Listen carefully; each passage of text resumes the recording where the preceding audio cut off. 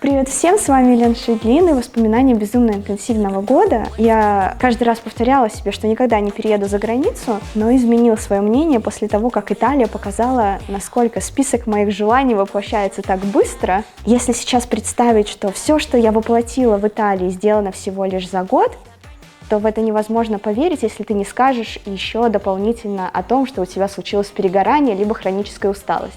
Этого у меня не было. Скорее, я чувствовала, что каждый день — это как будто день рождения, и я была в полном восторге от академии. Я весь год жила как будто в сказке.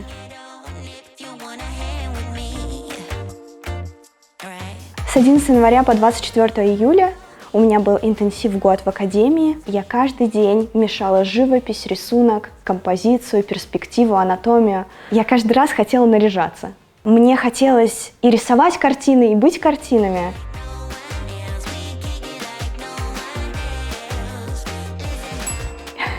И самое забавное, что мои одногруппники уже через месяц прекратили мне делать комплименты и ждали, что же я еще такое выдумаю. Все студенты с разных курсов были в одной студии, и мне очень нравился этот подход, потому что я могла задавать вопросы, могла подсматривать, но я испугалась.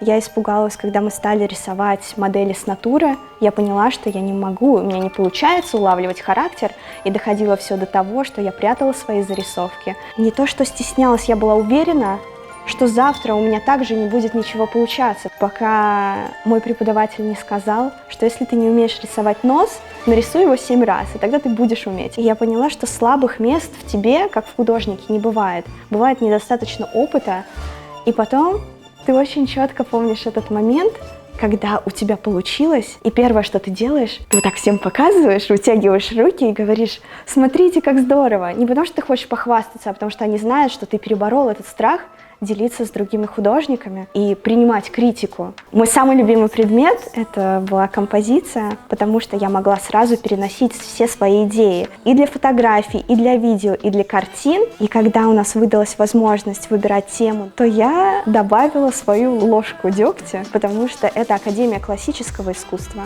а я выбрала сюрреализм. На Санта-Мария-дель-Фьоре идут люди с зонтами, и они так спешат домой, что не замечают, что кто-то потерял крышу над головой. Все приносили зарисовки на листах, а я приносила зарисовки на iPad.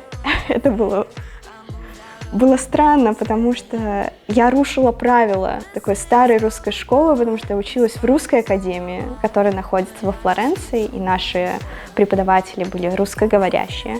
Каждые 2 месяца у нас проходили выставки, когда студенты выставляли все свои работы и оценивали результат. Мы рисовали друг друга на переменках. И Сильвия, которая стала мне очень хорошим другом, даже нарисовала меня в мастерской за работой. И благодаря этому году обучения я могу поступить в любые академии по всему миру на 2-й курс. Также я выяснила, что я больше являюсь графиком. Графические работы у меня получаются намного лучше, чем живопись. Я не расстраиваюсь, хотя сначала я сопротивлялась. Мне нравится очень писать маслом. Профессор сказал, что если графические работы получаются хорошо, то она очень сильно подтягивает и живопись. А по выходным у меня была обычная жизнь Лены Шейдлин. Я делала фотографии, снимала видео, придумывала идеи, рисовала свои картины. И просыпаясь в 5:30 в понедельник, я становилась обратно студентом, как по взмаху волшебной палочки. В любое свободное время я творила. Мне красят волосы — я творю. У меня обед — я творю.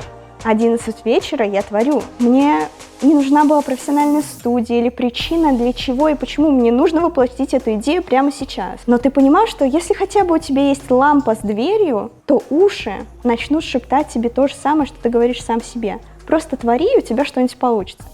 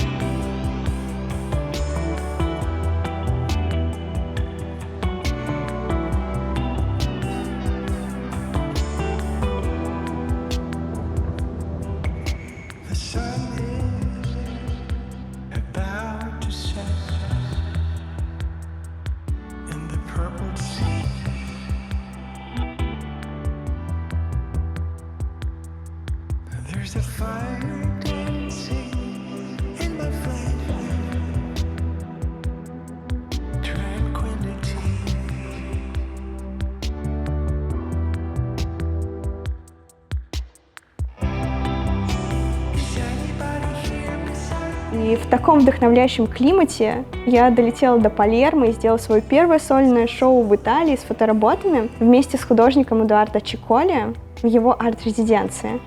Фотографии были напечатаны на алюминиевых пластинах, и солнце в течение дня касалось каждого изображения. Самая главная инсталляция выставки — это была 18-метровая длинная фотография под названием «Страхи имеют имя». Это фотография, которая была сделана до отъезда во Флоренцию, когда ты не знал, что тебя будет ждать, и тем более не знал, что так можно парить. А еще больше я не верю, что у меня была выставка во Флоренции с моей 2-метровой головой автопортрет. Если вы спросите, как я это сделала, то это, конечно, благодаря людям, которые встретились на моем пути. Я получила сообщение от скульптора Ксюши на посещение ее мастерской, а получилось теперь ее мастерская стала и моей на такие короткие 6 месяцев. На самом деле я тут не одна художник. Мой второй супер главный помощник, эта голова полностью зависит на самом деле от нее.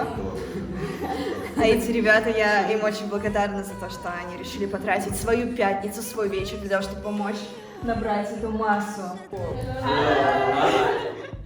И каждый вечер после академии я приходила лепить скульптуру. Первоначально это была задумка просто декорация для фотографии.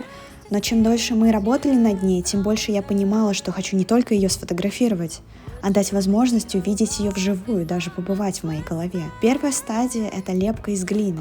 Каждый вечер, чтобы голова не засохла, мы укрывали ее пакетами. Она была похожа на невесту под вуалью. Вторая стадия — это отливка жидким силиконом. Нам помогали лучшие скульпторы Флоренции, и удивительным образом я смогла собрать их все вместе за моим проектом. И после этого 800-килограммовая голова из глины разбирается. Третья стадия — это в форму закладывается материал. У нас материалом была white resin, в переводе смола. Достаточно прочный материал, который можно даже на улицу поставить. Всю отливку делали уже профессионалы, а моя миссия началась, когда голова была установлена в галерее. Все мои друзья, которых я нашла за этот год в Италии, помогали мне в подготовке. Кто-то развешивал картины, кто-то красил голову, кто-то вязал рамы. Я расписывала черными маркерами внутренности до выставки и потом во время. Это был мой маленький перформанс. Проект был реализован с помощью студии Ксении Дольнаво, и скульптура сейчас живет во Флоренции в Student Hotel. Обязательно заходите навестить ее, если будете в Италии. Если хочется сделать выставку, одной скульптуры недостаточно. И я поняла, что мне нужно отрисовать 10 картин. 10 картин, на которые были только 1,5 месяца. Это значит, что на картину есть 3 дня, и пути назад нет. Техника «придумай идею без логики», лишь чистое воображение. Я играла в эту игру в детстве, когда мы с друзьями соперничали, кто больше найдет ассоциации в этих бессмысленных закорючек. А я решила их не только найти, но и раскрасить. Да, это была главная концепция выставки, что логики не может присутствовать в фантазиях. Я закрывала свои глаза, рисовала линии, и потом отыскивала у этих линий целые истории. И я продолжала рисовать, понимая, что я лишь пишу портрет воображения, и объяснить, о чем они, эти картины, я не смогу. Это мысль, которая познается лишь фантазией. Выставка познанной фантазии прошла с 24 сентября по 20 октября во Флоренции. И после нее кажется, что невозможно сделать что-то еще лучше и масштабнее. Из-за мощной скважины затылка головы тянулись черные косы мыслей и превращались в картины с связанными рамами из этих же кос. Это были снимки воображения, которые я нашла внутри скульптуры с ее расписными внутренностями.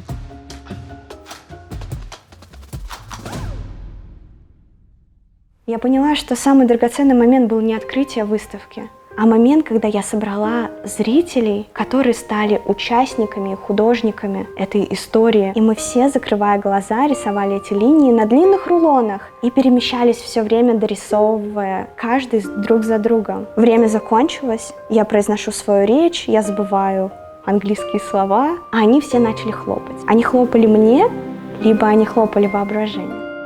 Моим последним достижением в этом путешествии было сотрудничество с настоящим мастером живописи. Сезар и его дом-музей стали пристанищем для моих мистических животных. Рисовать вместе и обмениваться опытом, пить смузи морковно-яблочный, кушать кубинскую еду и танцевать танец рыб — пожалуйста, добавки. Сезар влюбился в мои линии, и мы решили провести последнюю неделю в Италии вместе. Звучит очень романтично, и если вы хотите увидеть историю, как мы написали эту картину, то его видео на YouTube, ссылки на социальные сети и Ксюши скульптора тоже я оставлю в описании. Пошла рисовать, обязательно увидимся. Меня И тут и там показывают.